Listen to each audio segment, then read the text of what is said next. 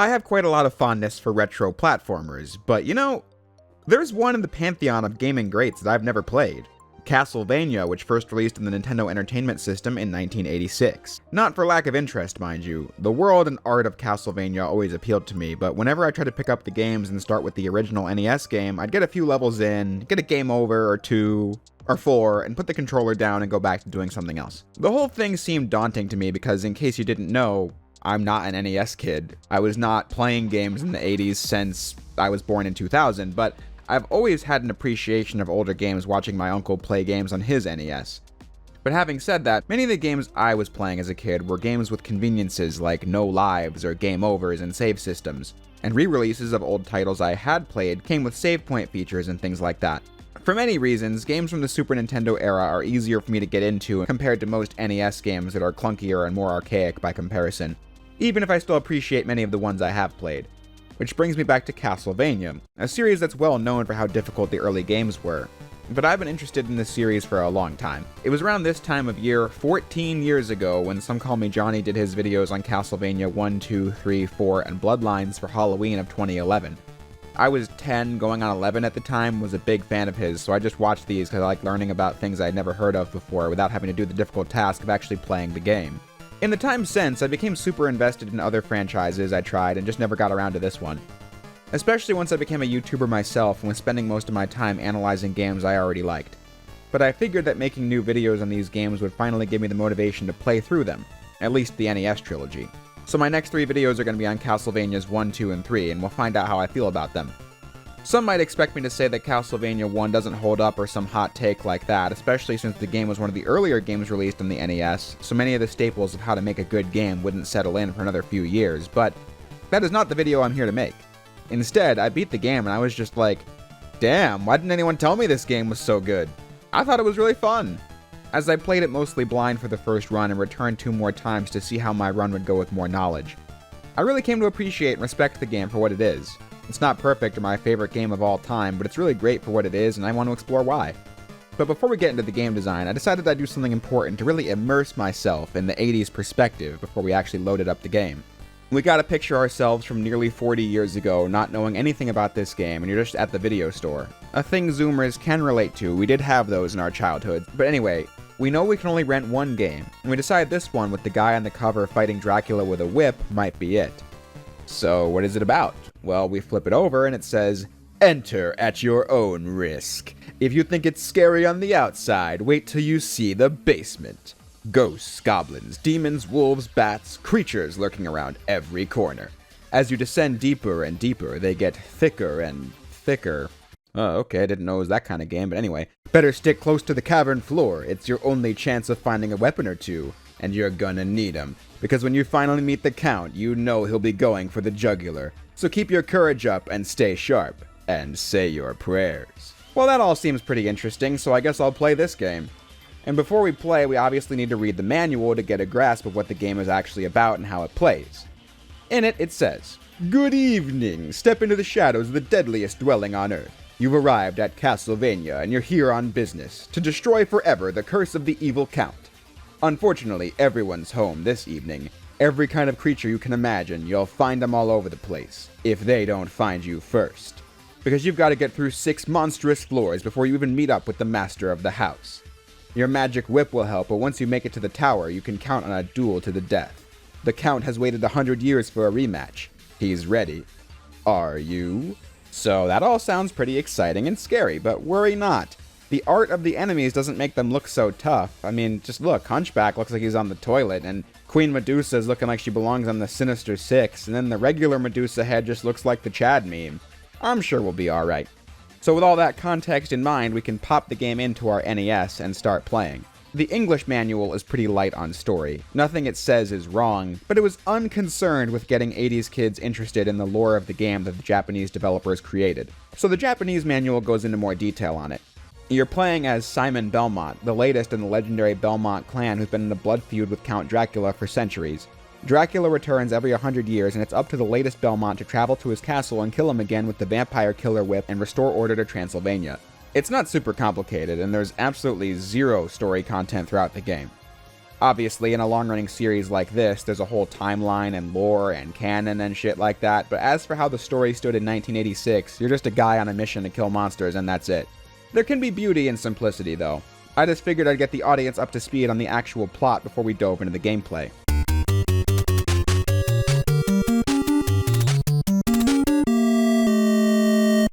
As you might expect from a game from 40 years ago, Castlevania is quite simple, in theory. You play through linear stages where the goal is to get from one side of the screen to the other. In some stages, that'll be the basic left to right, but other times you'll be going from right to left or taking the stairs to go up and down. The game does a good job making you feel like you're exploring a castle in that sense. The game is also not very long. There are 6 areas in total with 3 stages each. You'll play 3 stages and the third ends in a boss fight. Rinse and repeat until you reach Dracula at the end of stage 18. If you die, you have to play the stage again, but if you get a game over, you have to start from the beginning of the area. So if you get a game over at the boss of mission 12, you'll start from stage 10.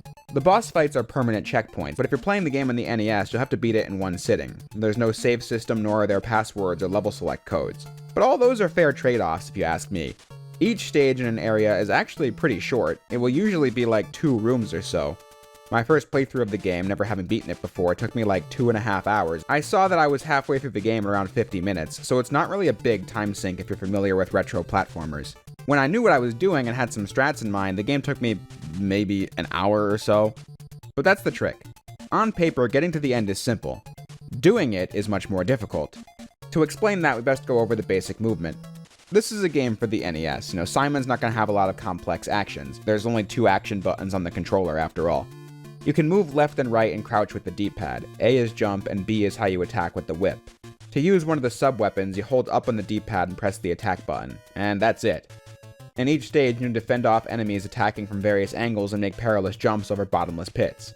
So again, the game is simple on paper. In practice, it'll take a lot of trial and error to see this journey through to the end, because the game creates depth from its simplicity. For example, almost every enemy feels tense to face off against because the whip only attacks directly in front of you. So you need to time your attacks and jumps so that you hit the target and don't take damage. You don't want to take damage because you can only heal with these pork chops hiding in select walls. Don't ask me how they came up with that, but they did. And they don't appear regularly, so you can't rely on it. But besides that, taking damage is to be avoided because many segments of this game see you jumping over bottomless pits. And when Simon takes damage, he'll get knocked backwards by like a foot or 2.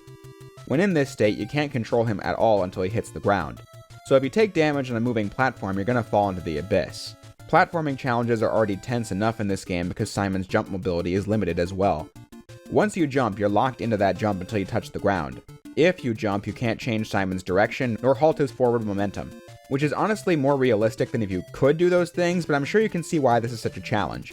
If you're gonna jump, you have to be confident you're gonna make it or you die. There's no room for correction here. To make matters more interesting, Simon also has cement strapped to his feet, because if you fall off anything, you drop at the speed of light. That actually was a lot more annoying. Like in stage 10, you basically have to wait for this moving platform to bump into the wall to land on it, or else you'll fall right through too quickly to land on it. I found that mildly annoying, but for most of the game, I actually felt like it was all really intentional. The game didn't strike me like it was doing things by accident. Like, I'm sure they could have found a way to program the whip to attack in multiple directions. I'm sure they could have made the jump easier to correct. You could do that in the Mega Man games, for example. But I think the level design and the combat and enemies were designed nearly perfectly around the controls you have. Some parts will be really tough, but never in a way that doesn't feel intentional. Never in a way that feels unfair. The limitations is part of the game design. Which was my main worry when getting into the game, like maybe I would think this game was super frustrating or dated or something, and while it is old school, the design does not feel dated for much of the experience. Its simplicity gives it this timeless pick up and play, if you dare vibe. To explain how I came to these realizations over my first playthrough, I figured I'd comment on every level. In stage 1, you'll be introduced to many things quickly. Like how you attack objects like candles to receive goodies. One of the things you receive pretty quickly when starting a game or loading after a game over is the Morning Star, which increases the power of the whip. That will often quickly be followed by another Morning Star, which increases the whip's range. Throughout the first stage, you get the basics of how Simon controls and how combat works. Enemies rush at you almost endlessly, but they're easy to dispose of. You also learn what the limitations are in a pretty safe environment. You'll see that you can't jump on staircases and will fall through them if you don't approach at the right angle. This is all stuff you can see in stage 1, which takes about 90 seconds to beat. Which is then when I realized that the game's structure and checkpoints are pretty fair, if that was a sample of how long one level was going to be. By stage 2, you'll notice that you're collecting points, which are useful for more than just bragging rights. Every 30,000 points gives you an extra life. Then you'll also start collecting hearts in large quantities. In most games that would be health, but as I said earlier, in this game, pork chops restore your health. The hearts are the ammo for your various sub-weapons. Sub-weapons drop from objects or enemies, and many of them are pretty useful. This is a game with a dominant strategy, but on my first playthrough I was always trying to make use of what I had, like the dagger, which is a straight shot but doesn't have a limited range, so it can be useful when enemies are flying towards you from afar. That's a pretty common one to see dropped, but the game will usually drop things that will be useful in the immediate future. Like stage 3, this is where the first boss is against a flying bat thing. Right before, Simon will find the axe which fires in an arc, and you can imagine why this is the perfect weapon to use for this boss fight, which is by far the easiest one in the game. Like, even if you aren't cheesing it, it's easy. Stage 4 is when the game gets going and asks more from you with enemies at different elevations and teases you with the fact that there will be moving platforms over bottomless pits, so get ready. Stage 5 is when the game takes the training wheels off permanently, as you'll be fighting flying Medusa heads over pits. And while you may die in the process, you won't even mind because you can still listen to this banger music. The soundtrack of Castlevania was composed by Kinoyu Yamashita. I highlight that name because she also did the soundtrack of Mega Man X3 on Super Nintendo almost a decade later, and that's one of my all-time favorite games, so I figured I'd highlight that talent. The soundtrack of this game is nothing but bops. Every single track fits the atmosphere perfectly while also being super catchy. It's no wonder why the music in this series is so iconic, because they knocked it out of the park in its debut game.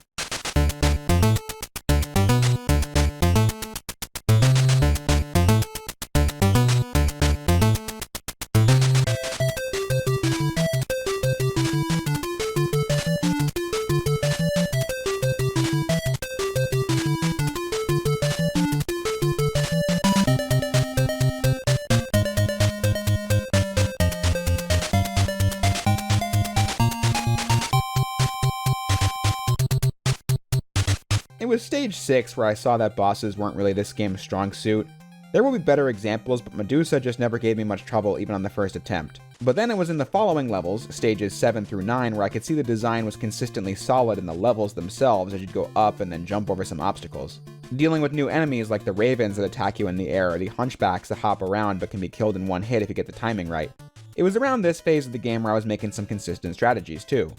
Like these fire-spewing skull heads had me nervous when I first started encountering them, since jumping over the fire while trying to attack seemed daunting, so I usually fought them best by having the stopwatch item and freezing time for a few seconds. But in the process I realized you can put the fires out by hitting them with your whip, so they were really easy to deal with after that. The boss against the Mummy Man at the end was the perfect example of how many of the battles in this game can become wars of attrition. I always won just by crouching and slashing and hoping I'd win, and oftentimes I would because the bandage attack he does just always goes in range of the whip before it hits you. Stage 10 is appropriately another difficulty spike now that you're halfway through the game. This is when I concluded that items were often immediately useful if they always dropped from the same spot, as the stopwatch makes this opening jump a cakewalk. But I have been avoiding discussing the obvious item to break the game until now: the holy water. If you find this item in the early game, hold on to it, and once you do, you can genuinely ignore every other item. In stage 10, a holy water will always drop from this spot here, so you need to snag it, while also making sure not to grab any new sub-weapons from the enemies that fall from the sky in stage 11. The holy water is tossed in a small arc, but it is deadly. The bottle will kill things in its path before it even touches the ground, and then the fire unleashed does an AoE attack on any enemy sprite caught in its range. But then, to sweeten the deal, it freezes any enemy it hits as well, doing continuous damage while the enemy is frozen. It is insane how broken it actually is, but it is a ton of fun to use. The crazy thing is, it destroys bosses like Medusa or Frankenstein's monster like they're nothing, the latter of which I found a really difficult fight the first time, and it really kicked my keister. The only sub-weapon in this level was the dagger, which is not really at much help when Igor starts jumping around the arena. But with the holy water, they literally do not get the chance to move before you kill them. It is by far the best weapon in the game. Once that strat is established, I don't really have much to say on stages 13 and 14. You got holy water, I can use it to get through these levels pretty easily. Stage 15 has this interesting moment where you need to slash the dragon head from the top of the stairs, but not get too high or you might take damage from the fire or the red skull dude. But then, stage 15 ends with what is truly the final boss of the game, which is this hallway of knights and Medusa heads. It's simple in theory, but in practice is absolute chaos, and I just try to rush through and hope I survive, which makes the battle with death tricky if you use that strat. But if you get him lined up right with the holy water, he's powerless against you as well. After that, it's just a matter of surviving the final stretch in stages 16 and 17. 16 is the final horizontal platforming sequence with bats attacking. It's short, but tough. Holy water makes it easier though, of course. 17 is more tricky and is the final regular stage with up and down platforming and tough enemies, even with the firebomb. And then stage 18 is just the battle with Dracula. I found the first phase was one I couldn't cheese with holy water, so naturally I got my butt whooped for a while. The strat I relied on was waiting for him to toss fireballs and just jumping over them to hit him in the head with the whip. But the timing is a little strict to get right. It's also long because that only does 1 unit of damage per each one, so you really need to be perfect about it. Phase 2 though is another holy water cheese fest. But I certainly didn't mind. I thought Phase 1 was a pretty satisfying challenge to overcome. So destroying Dracula in Phase 2 was a lot of fun, as you then watch the castle crumble in the credits sequence. By the time you beat the game, despite how technically short it was, you feel like you reached the end of a satisfying journey, and that's what I thought Castlevania 1 was. Once you beat the game, you unlock a hard mode where you have to play the entire game once more. If you know what you're doing, you can beat both in about 45 minutes combined, but I didn't run through it. I instead just thought 2 full runs on normal and then almost reaching the end of the game on OG hardware was good enough for me. I don't know, I wasn't sure what I was going to think of this game when I booted it up to start recording, but the game had me totally immersed within just a few minutes. I can obviously see why this game was the spawn point of a big franchise, because it really was fantastic. Like I said earlier, I feel like the game was super difficult for sure, but also fair in most every aspect. You usually know why you died and where you went wrong, and that makes you excited to keep trying again and again. It's design that's aged incredibly well and will always be fun to play regardless of how much time has passed since it was originally released. When I was thinking about it, I also concluded that, by the standards of games in 1987, this has to be like one of the greatest games ever at the time, you know? At least one of the greatest action platformers of its day. I can't think of many that were doing it better in 1986. Super Mario Bros. Released the previous year, but I never really got hooked on that game like this one. I think Castlevania has the edge because it's a game with such strong visuals and theming with the classic horror movie monsters and gothic aesthetic. It felt really inspired. It's just a no-brainer that it got a bunch of sequels because they really hit it out of the park with just the first entry. The game has been re-released and remade and revised many times in the last 40 years, but I figured I'd just focus on the NES game today. I'm not at that level of fandom yet, I'm just using this video series to see if I can become a huge Castlevania fan. So if I do, that commentary on re-releases and alternative versions can come later. But for now, we're off to a great start. I was impressed by how much I enjoyed this game, which means next we can focus on Castlevania 2, Simon's Quest for the NES. This is obviously a more infamous sequel, so I'm curious to see how I feel about it. But that'll be for next week. Until that time comes, I'll close the video by saying what I always do. If you made it this far into the video, I thank you for watching, and I'll see you next time.